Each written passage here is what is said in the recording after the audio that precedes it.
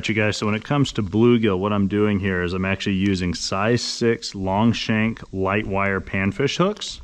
They come in like a 10-pack. You can get these at Walmart. They're sold by Eagle Claw. And then I also just have some standard split shot, basically just little weights so you can clip onto your line to get the bait down a little bit faster.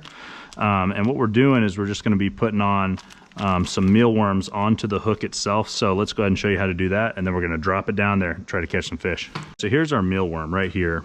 And what we're going to do is we're going to start at the tail and we're going to move the hook slowly down the middle of the body until it comes out right around the head. And then we're just going to slide that line up so that it kind of looks like this. I don't know if you guys can see that. And that's a basic setup. And the reason I like to run the hook on the inside of the mealworm is that panfish are notorious for pecking off the bait that you put on your hook. By running it down the middle, it stays on a lot longer. Another good technique or tip is that I oftentimes will try and jig just very slowly. A lot of times bluegill will hit on the upswing. Yeah, occasionally when I lift up, I just feel some weight. There it is. Okay. Comes a nice one. Probably one we'll throw back. He's right around 5 inches. But we're just looking for these bluegill as they kind of hide down there deep. Oh, I see a bunch of bluegill over here on this side. I sure do. Got him.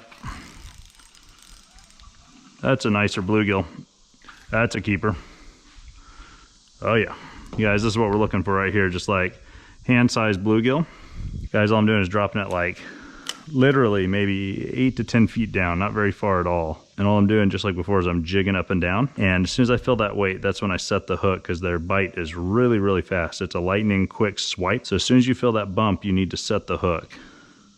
Just like that. Ooh, that's a good fish.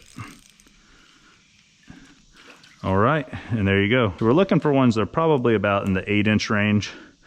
I'd say 6 to 8-inch range. Here they go. Here's because a couple more chasing it down right now. They like to chase on the drop. Got him. And yeah, he's gonna be just a little bit small that time, but it was fun to see because I actually saw him chase down my mealworm. Got one. The thing about bluegills, guys, is they love naturally falling baits. And that's why we drop the pole down and then we lift up. That's when you feel weight, because they hit it. Technically speaking, they hit it when it's dropping, but you feel the fish when you lift. So that's why you like to jig, or like why I like to jig, because there it is, right there. They love just that natural fall.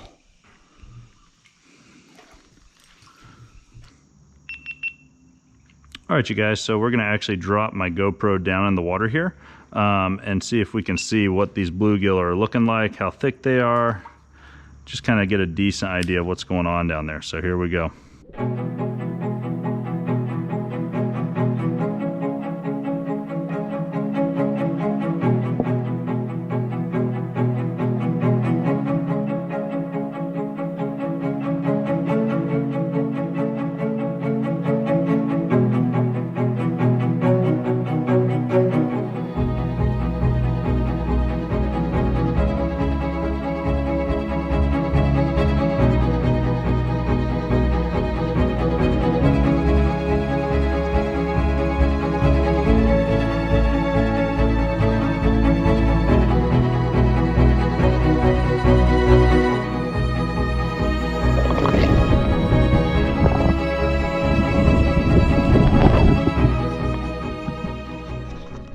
All right, here we go. Let's see what we got here, guys.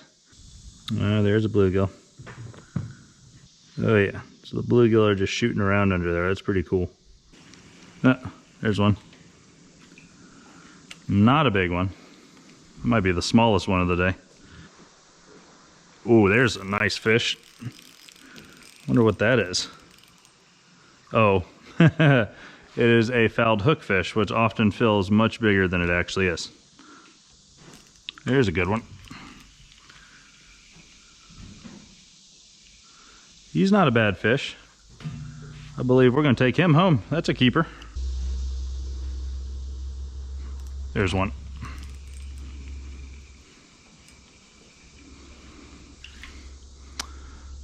All right, you guys, so I've been dropping it 2 pole lengths down. It's around 14 to 15 feet deep, and that's all it's taking. In fact, the line just stopped, so there's a fish on. Got him. If the line ever stops, that means that there's a fish on if it stops dropping down. All right, you guys, so we're back down here, catching them bluegill. There's one. Got him. Once you get into that rhythm, it can get pretty easy to catch these guys. What's up? Oh, I see that. Huh? Something that's air bladder's messed up. Huh. I'm gonna go check that out. I'll be right back. Yeah, something's messed up about this fish, so we're gonna go check it out. Looks like a big white looking belly, so who knows? It's a big fish, you guys. There's something going on with him though. It's a really, really big fish. We're just gonna net him. Yeah, it looks like a trout for sure. Let's go ahead and net him. Yeah, it's a really nice rainbow, honestly. Really nice rainbow trout, a swim bladder problem. So that's going in the cooler, okay? Check that out, you guys. Look at that healthy looking rainbow. That's just crazy. My theory is that someone may have caught it out in the main lake, brought it up really quickly and messed up its swim bladder, but we'll go ahead and take it home.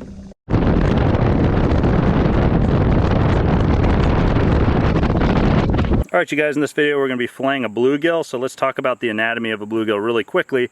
A lot of people will cut around the forehead or the shoulders, and that's a mistake because there's actually a lot of meat that runs up right here.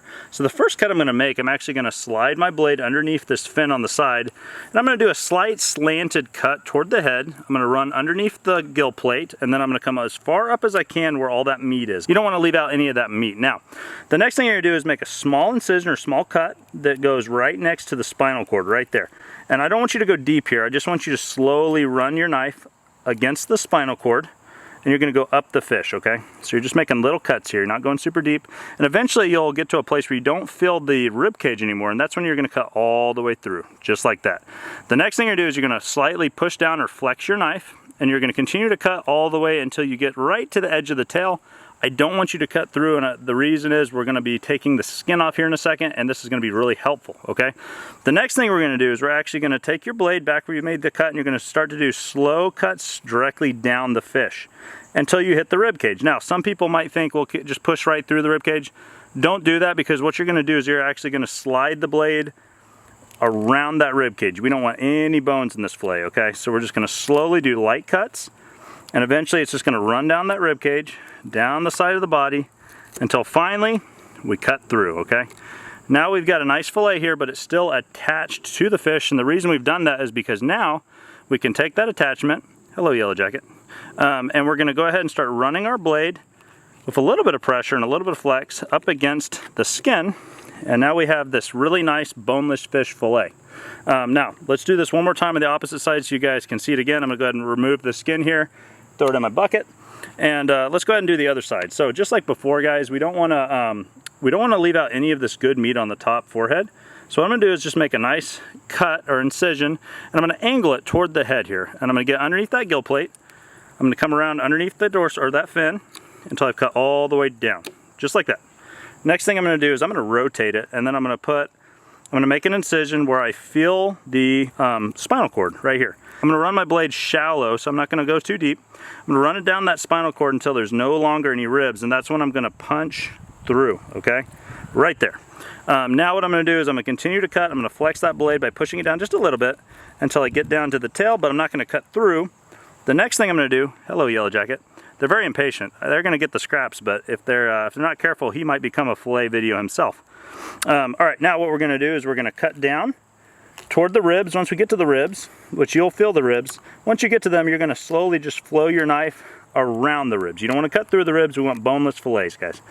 You'll cut down around those ribs. You can just feel that blade sliding over them until you get all the way down. Now, just like before, we still have an attachment to our fish. What we're going to do now is we're just going to cut, flex the knife against that skin, and we're going to slowly remove the fillet, just like that. And now we have two beautiful bluegill fillets.